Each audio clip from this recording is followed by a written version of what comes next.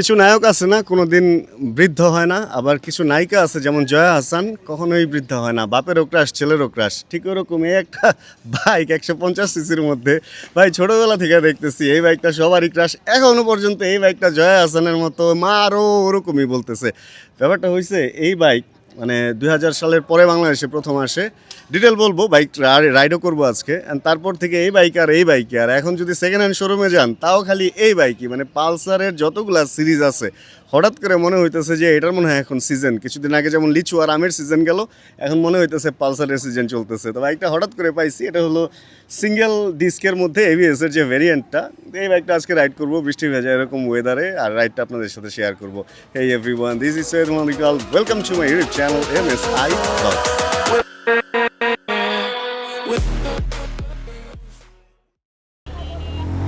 কিছু কিছু বাইক থাকে সারা জীবন যেটার নাম ভোলা যায় না, ওরকম কিছু বাইক ছিল। হোন্ডার ছিল, সুজুকির ছিল, তারপর ইয়ামাহারও ছিল।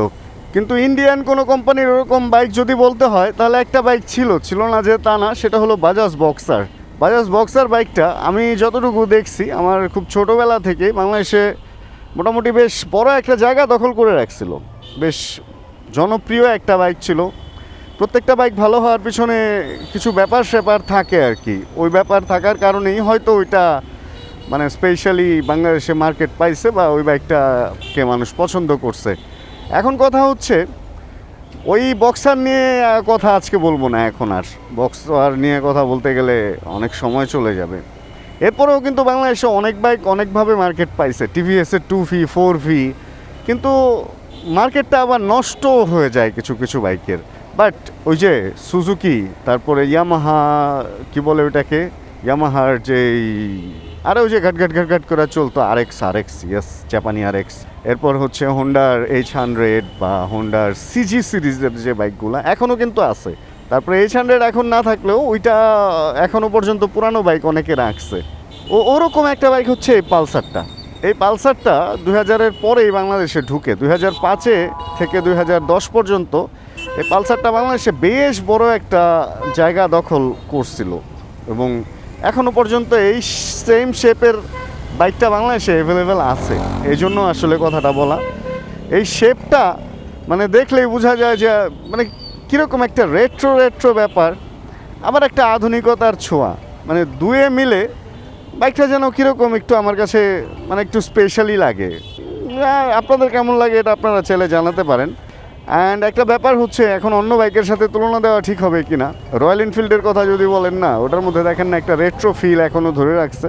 এই পালসারটাও এখনও পর্যন্ত দেখেন মিটারের মধ্যে কিছুটা অ্যানালগ এবং কিছুটা ডিজিটালের কম্বিনেশনে একটা রেট্রো ফিল ধরে রাখার ট্রাই করছে।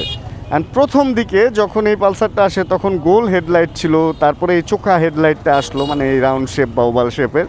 অ্যান্ড পেছনের লাইটেও কিছু তারতম্য ছিল। প্রথম দিকের লাইট এরকম ছিল না, অ্যান্ড এখন যেরকম একটু দুদিকে দুইটা লাইট আসছে, এটা তো বাজাজের একদম পালসার সিরিজের একটা সিগনেচার হয়ে দাঁড়াইছে যে দুই পাশে দুইটা লাইট আলাদা আলাদা। তো সব কিছুর পর এই বাইকটা এরকম হওয়ার পেছনে কারণটা, এটা আমি এর আগেও কয়েকবার বিশ্লেষণ করার চেষ্টা করছি, বাট কতটুকু আপনাদের মন মতো হয়েছে জানি না, বা কতটুকু রাইট হয়েছে এটাও আমি জানি না। এই জন্য আজকেও এটা নিয়ে একটু কথা বলতেছি।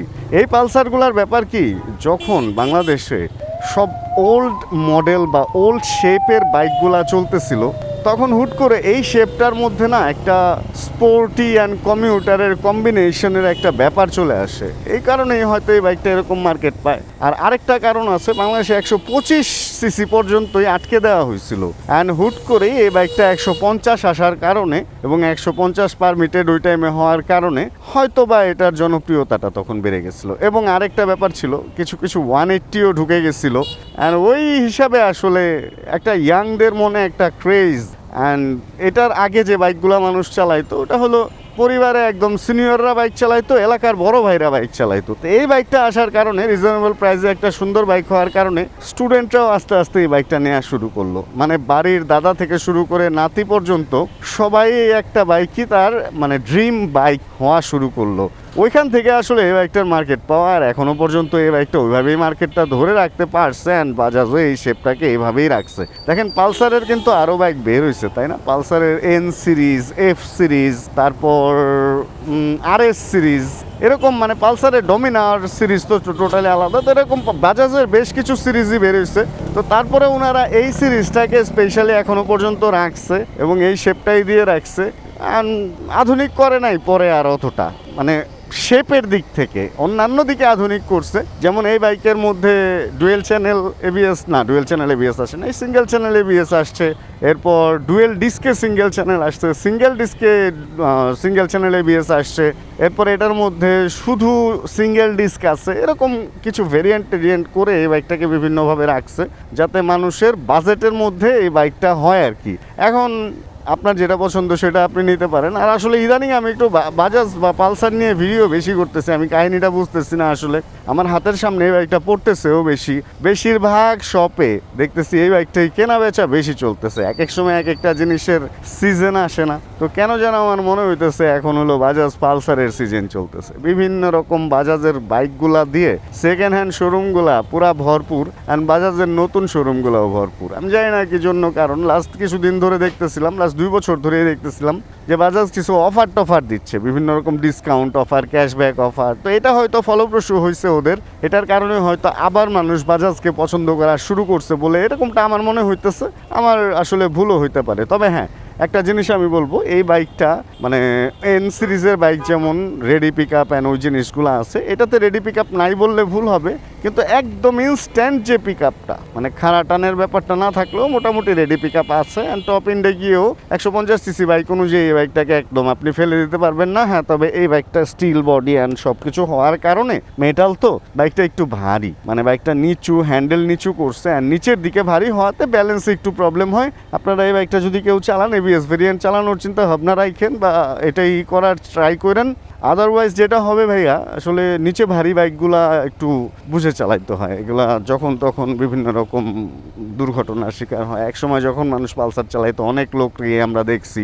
পালসার আর টিভিএসের কিছু বাইক ছিল, টিভিএসের যে আরটিআর সিরিজের প্রথম দিকের বাইকগুলা, টুভির আগে যেই টুভি বাট অন্য শেপের যে বাইকগুলো আসছিল, ওগুলাতে প্রচুর অ্যাক্সিডেন্ট হয়েছে। এখন একটা কথা হলে অ্যাক্সিডেন্ট তখন হয়েছে, এখন কিন্তু আবার হয় না। ওই টাইমটা আসলে এই বাইকগুলো সবাই চালাইতো, তো এই বাইকগুলোর সেলও যেমন বেশি ছিল, এই বাইকগুলোর অ্যাক্সিডেন্ট রেকর্ডও বেশি ছিল, এই বাইকগুলোর ভালো মানুষ বেশি বলতো, খারাপও মানুষ বেশি বলতো। তো যেই বাইকটাই মার্কেটে শুধু চলবে, ওই বাইকটার তো ভালো খারাপ শুধু ওই বাইকটা নিয়েই কথা হবে। তো ব্যাপারটা এরকম হয়েছিল, এই বাইকই চলতো, এই বাইকই মার্কেটে ছিল, অ্যান্ড এই বাইকরেই মানুষ আমরা ভালো বলতাম, এই বাইকরেই আবার আমরা খারাপ বলতাম। এই হলো কাহিনী ছিল। যাই হোক, এই হচ্ছে এই বাজাজের কাহিনী আমার যেটা মনে হয়। এই বাইকটা সম্পর্কে কথা বলতে বলতে আজকে আরেকটা ইনফরমেশন জানছি, ভিডিওর লাস্টে এসে ইনফরমেশনটা শেয়ার করি। এখানে পেছনে হঠাৎ করে দেখলে মনে হবে যে ডিস্কটা এরকম কাটা কেন। এটা ডুয়েল ডিস্কের বাইকেও পাবেন, প্লাস এটা তো পেছনে ড্রাম ব্রেক, এটাতেও এটা পাওয়া যায়। এটা হলো ট্র্যাকশন কন্ট্রোল মূলত, যদিও 150 সিসি বাইকে ট্র্যাকশন কন্ট্রোল লাগে না, বাট ইয়ামাহাও যেহেতু দিচ্ছে, ওনারাও দিচ্ছে এখন। তো এই ট্র্যাকশন কন্ট্রোলটা হচ্ছে এই বৃষ্টি বা কাদার মধ্যে হঠাৎ করে থ্রটল দিলে চাকা যে ঘুরতে থাকে এক জায়গায়, ওই ট্র্যাকটা হারাবে না, এই জন্য ট্র্যাকশন কন্ট্রোলটা দেওয়া হয়েছে। এই ফিচারটাও এই বাইকটার মধ্যে অ্যাড করা হয়েছে। বাজাজের বিভিন্ন বাইকে বিভিন্ন রকমভাবে বিভিন্ন রকম যে আধুনিক ফিচারগুলো, ওগুলো আস্তে আস্তে অ্যাড করতেছে। অ্যান্ড পালসারও এই সিরিজটাও ওর চেয়ে পিছিয়ে নেই, এই জিনিসটা ভালো লাগছে। যাই হোক, আমরা এই ভিডিওটা আজকে এখানে শেষ করবো ট্র্যাকশন কন্ট্রোল নিয়ে। এরপরে প্র্যাকটিক্যালি কোনো একটা ভিডিও আপনাদের সাথে শেয়ার করবো। আর আজকের এই ভিডিওতে যদি কোনো কিছু ভালো লাগে, প্লিজ একটা লাইক দিয়ে দিন। চ্যানেলে যদি নতুন হন, প্লিজ সাবস্ক্রাইব করে হয়ে যান আমাদের ফ্যামিলি মেম্বার।